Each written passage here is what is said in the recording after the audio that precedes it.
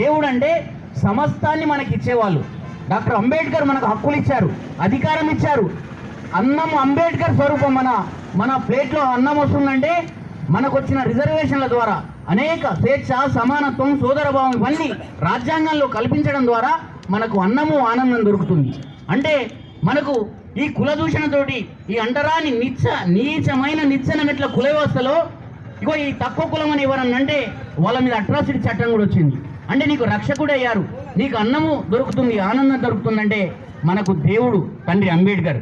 కాబట్టి అంబేద్కర్ అంటే SC ST hostel కాదు, బీసీ హాస్టల్ కాదు.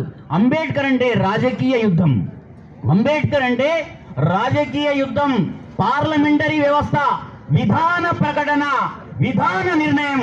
ఈ దేశంలో పంచాయతీ నుంచి పార్లమెంట్ వరకు ఎంత జనాభా ఉంటే అంతమంది ఇగో రాజ్యాన్ని ఏలాలని అంబేద్కర్ చెప్పిండు. అంబేద్కర్ ఎవరి జనాభా ఎంత ఉంటే వాళ్ళకు వాటా ఉండాలన్నాడు. అప్పుడే సమానత్వం సాధ్యమవుతుందని చెప్పాడు. ఎవరి వాటా వాళ్ళు తీసుకోవాలని చెప్పారు. కాబట్టి ఈ యొక్క రాజ్యాంగం మీద, రాజ్యాంగం యొక్క మూల స్వరూపమైనటువంటి పీఠిక ప్రియాంబుల్ని ధ్వంసం చేయడానికి ఈ అగ్రవర్ణ పాలకులు కుట్ర పన్నుతున్నాయి. ఎందుకు? దానిలో మౌలిక స్వరూపం ఏముంది? బుద్ధుడి యొక్క ఆత్మనే భారత రాజ్యాంగం. ఆ బుద్ధుడి యొక్క ఆత్మ ఏం చెప్తుందంటే స్వేచ్ఛ, సమానత్వం, సోదరభావం. ఈ దాని యొక్క మూల స్వరూపం, రాజ్యాంగ పీఠిక యొక్క మూల స్వరూపం.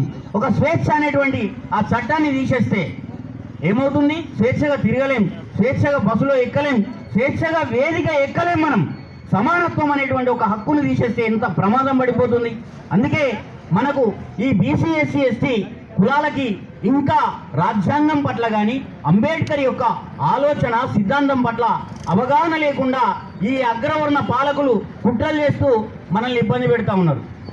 అంటే ఈ భూమి మీద ఉన్న ఎన్ని పండగలు ఉంటాయో మనకు ఆ అన్ని పండగల్లో అతిపెద్ద పండగ, మొదటి పండగ బీసీ, ఎస్సీ, ఎస్టీ అగ్రకుల పేదలు, ఈ పీడితులైన ప్రజలందరికీ కూడా అతిపెద్ద పండగ మన బాబాసాహెబ్ అంబేద్కర్ జయంతి. రెండవది రాజ్యాంగ దినోత్సవం 26 జనవరి. మనకు ఆ రోజు రాజ్యాంగం అమలైన దినం. ఆ రాజ్యాంగం రాయడం, ఆ రాజ్యాంగం అమలు కావడానికి కారకులైన మన తండ్రి అంబేద్కర్ పుట్టిన దినం. అంబేద్కరే పుట్టకుంటే, అంబేద్కరే లేకుంటే ఎంతటి విపత్కర పరిస్థితుల్లో మనం పోయేవాళ్ళం.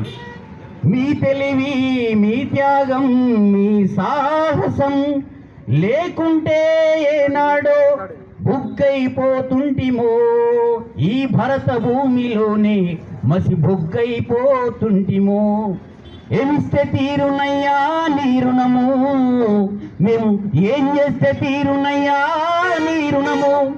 మీ బొమ్మ వెడితే తీరున, మీకు దండలేస్తే తీరున, మీ జెండాలెగిరేస్తే తీరునా. మీరు రాసిన రాజ్యాంగాన్ని అనుసరించి మేము పార్లమెంటు నుంచి పంచాయతీ దాకా సీట్లో కూర్చుంటే తీరునా బాబా అంబేద్కరా అని ఒక కవి రాశారు. అది వాస్తవం.